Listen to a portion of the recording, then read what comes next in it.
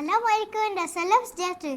Selamat datang ke video podcast My Sihat Care Challenge 2026 dengan tema Sejahtera Cyber. Hari ini kita bincangkan satu isu yang nampak kecil tapi sebenarnya memberi kesan yang sangat besar. Bully cyber, gurauan atau derita.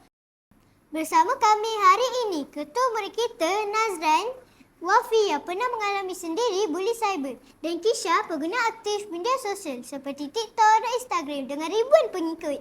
Mungkin apa yang berlaku pada Wafi juga berlaku pada orang ramai di luar sana. Nazran, apa itu cyber vigilantism? Ia berlaku bila netizen bertindak sebagai hakim. Tanpa bukti, tanpa siasatan. Mereka menghukum dan memalukan orang lain tanpa mengikut proses yang betul. Maksudnya terus kecam? Ya, terus kecam, terus viral. Kadang-kadang orang tak bersalah pun jadi mangsa. Kisha, kenapa perkara ini makin biasa? Sebab ramai rasa mereka selamat di sebalik skrin. Tak nampak reaksi mangsa. Jadi mereka rasa mereka tak bersalah. Dan mungkin juga nak perhatian. Iya, bila komen jahat dapat banyak like, mereka rasa itu satu pencapaian. Jadi kita kejar populariti walaupun menyakitkan hati orang lain. Ya, dan itu sendiri saya pernah buat. Wafi, boleh kongsi apa yang berlaku?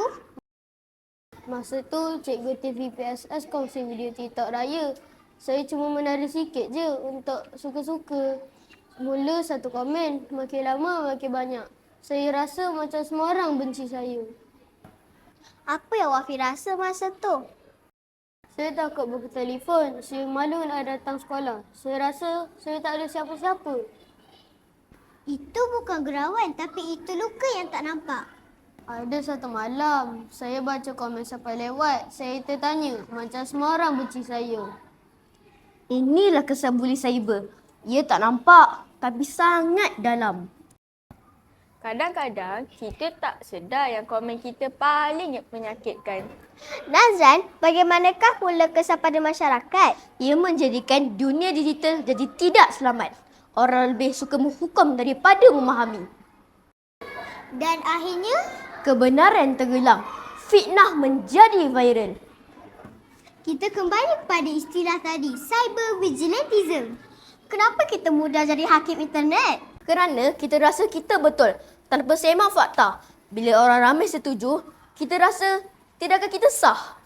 Kadang kita kongsi cerita tanpa tahu cerita sebenar. Dan bila ramai buat, ia menjadi seperti serangan beramai-ramai. Itulah yang dipanggil mob mentality. Bila ramai kecam, kita ikut saja. Bukan sebab kita tahu, tapi sebab kita nak ikut arus. Tapi bagi mangsa, itu bukan trend. Itu trauma. Apa yang kita boleh simpulkan hari ini? Pertama, bully cyber bukan gurauan. Kedua, cyber vigilantism menjadikan internet tempat berhukum. Ketiga, setiap tindakan kita ada kesan. Dan keempat, setiap akaun adalah manusia sebenar. Jadi, amalkan sejahtera cyber. Gunakan teknologi secara bijak, beretika dan bertanggungjawab. Fikir sebelum komen. Semak sebelum kongsi. Empati sebelum menghukum. Jangan jadi hakim dunia maya. Jadilah manusia yang membawa kebaikan.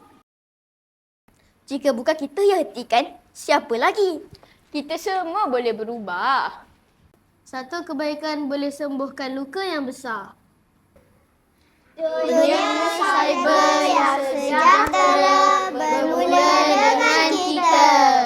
Mecek sejahtera.